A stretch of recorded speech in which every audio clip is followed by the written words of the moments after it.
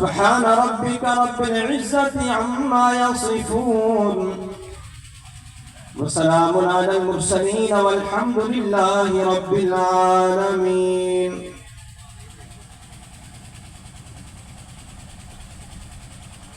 حمد و ثنا تعریف و کبریائی اللہ سبحانہ و تعالیٰ کے لیے. بے حد نصاب درود و سلام سید الانبیاء والمرسلین جناب محمد رسول اللہ صلی اللہ علیہ وسلم کی ذات مبارکہ پر. یقیناً آپ احباب کافی وقت سے تشریف فرما ہیں. بھوک کی شدت اور بیٹھنے کی تھکاوٹ دونوں کا تقاضا ہے کہ گفتگو کو بہت مختصر کیا جائے. آپ اپنی گھڑیوں پہ نظر مار لیں. اللہ کی توفیق سے انشاءاللہ 11:30 بجے سے پہلے ہم دعا بھی کروا دیں گے. یہ آپ کے لیے اور میرے لیے دونوں کے لیے بشارت ہے. گفتگو کا عنوان آپ نے سماعت فرما لیا. عظمت صحابہ.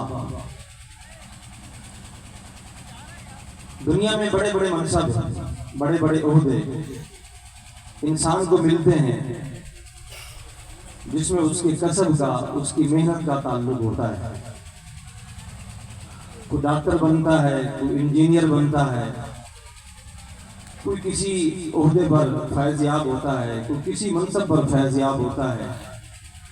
اس میں اس کا اپنا کردار ہوتا ہے, اس کی اپنی محنت ہوتی ہے, اس کی اپنی کوشش اور کاوش ہوتی ہے. لیکن دو منصب ایسے ہیں جن میں انسان کے کسب کا کوئی تعلق نہیں ہے. بندہ یہ چاہے کہ میں یہ بن جاؤں اور اس کے لیے وہ کوشش کرے تو وہ کوشش کرنے کے باوجود بھی اس منصب کو نہیں پہنچ سکتا. ایک منصب کا تعلق ہے نبوت کے ساتھ. بندہ چلے کاٹے, ساری رات قیام کرے, سجدوں پہ سجدے کرے, رکوع کرے, ریاضتیں کرے, عبادتیں کرے, صرف اس غرض اور بنیاد پر کہ میں نبی اور رسول بن جاؤں. تو یہ ساری کی ساری اس کی محنتیں, اس کی ریاضتیں, اس کا کسب اس کی اس خواہش کو پورا نہیں کر سکتا. اس لیے کہ واللہ یختص برحمتہ من یشاء, اللہ فرماتا ہے کہ ہماری رحمت ہے, ہم جس کو چاہتے ہیں اپنی اس رحمت کے ذریعے خاص کر دیتے ہیں, اپنا نبی اور رسول بنا دیتے ہیں. اسی طرح دوسرا منصب ہے منصب صحابیت. کسی نبی اور رسول کی رفاقت کا میسر آنا. یہ بھی انسان کے کسب سے نہیں ہوتا, انسان کی محنت سے نہیں ہوتا, انسان کی چاہت سے نہیں ہوتا, بلکہ یہ بھی اللہ سبحانہ و تعالیٰ کی رحمت ہے. اللہ تعالیٰ نے جسے چاہا اپنے جس نبی کا صحابی بنایا, بنا دیا. میں اور آپ جب تاریخ میں, حدیث میں صحابہ کا کردار پڑھتے ہیں, ان کی سیرتیں پڑھتے ہیں, ان کے واقعات پڑھتے ہیں, ان کی نبی رحمت صلی اللہ علیہ وسلم کے ساتھ والہانہ محبت دیکھتے ہیں, عقیدت دیکھتے ہیں, ان کے اعمال صالحہ دیکھتے ہیں, ان کا ماحول دیکھتے ہیں اور ان کا زمانہ دیکھتے ہیں اور پڑھتے ہیں, تو ایمان سے بتلائیے کیا کبھی آپ کے دل میں یا میرے دل میں یہ خیال نہیں آیا کاش ہم بھی نبی کے زمانے میں ہوتے اور نبی کی ذات تشریف فرما ہوتی اور اس چاند جیسے مکھڑے کا ہم بھی دیدار کرتے, ہمیں بے شرف صحابیت ملتا؟ کیا کبھی آپ کے دل میں خیال نہیں آیا؟ میرے دل میں خیال نہیں آیا؟ آیا ہے اور آتا ہے. لیکن بات وہی ہے, اللہ یصطفی من الملائکۃ رسلا ومن الناس. اللہ جس سے چاہتا ہے اپنا رسول منتخب کر لیتا ہے, جس سے چاہتا ہے اپنا مقرب فرشتہ منتخب کر لیتا ہے, جس سے چاہتا ہے اللہ لوگوں میں سے بنا لیتا ہے, پسند کر لیتا ہے. تو جو شخص اللہ کے انتخاب کو نہ مانے یا اللہ کے انتخاب پر انکار کرے,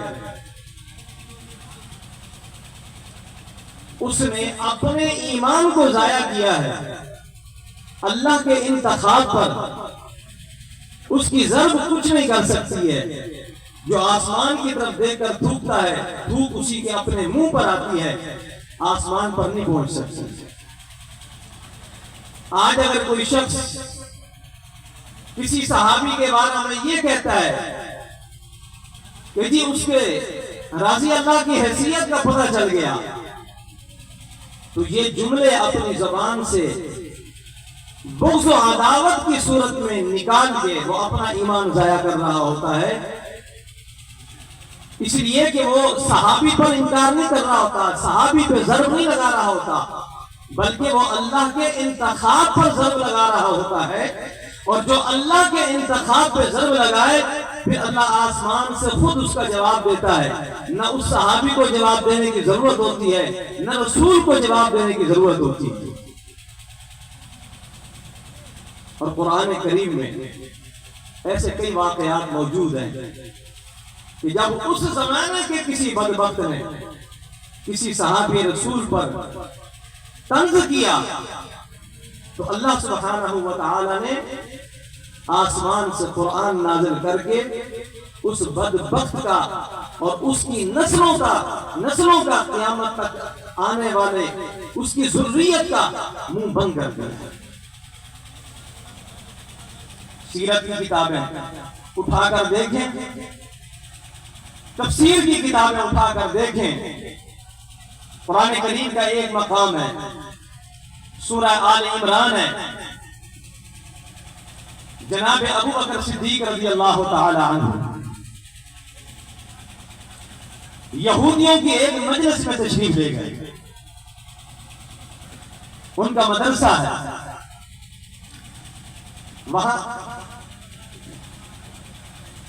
وہاں ایک ان کا یہودی عالم گفتگو کر رہا ہے. ابو بکر صدیق رضی اللہ تعالی عنہ نے اسے جا کر کہا، تفسیر کی کتابوں میں اس کا نام لکھا ہے فخاص، صاد کے ساتھ،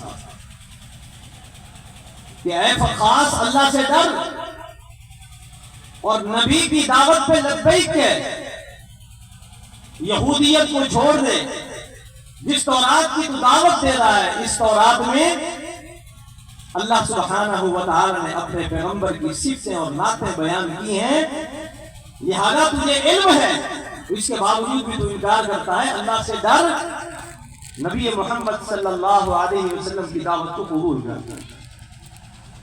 اس فخاص نے، جس کے دل میں اللہ کے پیغمبر کا بغض تھا، اللہ کے پیغمبر کی جماعت کا بغض تھا، اس نے طنز کیا اور کہا کہ میں تیرے نبی کے اس رب کو مانوں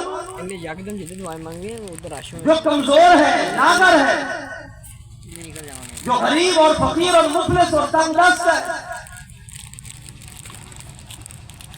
کہ وہ خود کہتا ہے من ذا الذی یقرض اللہ، کون ہے جو اللہ کو قرض دے؟ وہ تو قرض مانگتا ہے. جو اللہ قرض مانگے اور جو نبی اس قرض مانگنے والے اللہ کی دعوت دے، ہم اسے قبول نہیں کرتے. ابو بکر صدیق رضی اللہ تعالیٰ عنہ کی غیرت جلال میں آئے اور دھڑلے دار ایک چپیٹا، ایک تھپڑ اس یہودی عالم کے منہ پر رسید کیا. یہ اپنے حواریوں کے ساتھ اٹھ کر نبی رحمت صلی اللہ علیہ وسلم کی مجلس میں پہنچا اور کہنے لگا کہ اے محمد صلی اللہ علیہ وسلم، تو انصاف کی بڑی باتیں کرتا ہے، تیرے اس یار نے مجھے ناجائز تھپڑ مارا ہے، لہذا مجھے قصاص لے کر دے.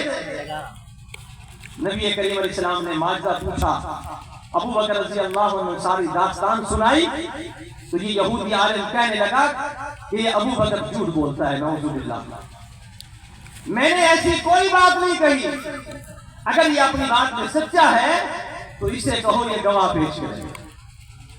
مجلس یہودیوں کی تھی، مدرسہ یہودیوں کا تھا، سارے دشمنی رکھنے والے، بغض رکھنے والے، عداوت رکھنے والے. اب ابو بکر کی صداقت میں گواہی کون دے؟ نبی رحمت صلی اللہ علیہ وسلم پریشان. دیگر صحابہ پریشان، معاملہ قصاص کا ہے، اب کیا بنے گا؟ چونکہ اعتراض تھا، طنز تھا، معاملہ تھا اس شخصیت کا جس کا انتخاب کسی زمین والے نے نہیں کیا تھا بلکہ آسمان والے نے کیا تھا۔ آسمان والے نے جبرائیل امین کو بھیجا، فرمایا جا میرے پیارے جبرائیل، آج میرا مصطفیٰ اپنے یار کی وجہ سے پریشان ہو رہا ہے، جس نے سب سے پہلے اس کی نبوت کی گواہی دی، اس کی صداقت کو پیش کیا، ساری کائنات والوں کی دشمنی کو مول لے کر اس کے ساتھ اظہار محبت کیا، آج میرے اس یار کی صداقت کا سوال ہے، جا میرا قرآن لے کر جا اور قیامت کا سورج طلوع ہونے تک جو اس آیت کریمہ کو پڑھے گا وہ میرے یار کی صداقت کو بھی تسلیم کرے گا، اور جو میرے یار پر طنز کرے گا اس کے منہ پر چپیٹا بھی ہوگا اور تماچا بھی ہوگا۔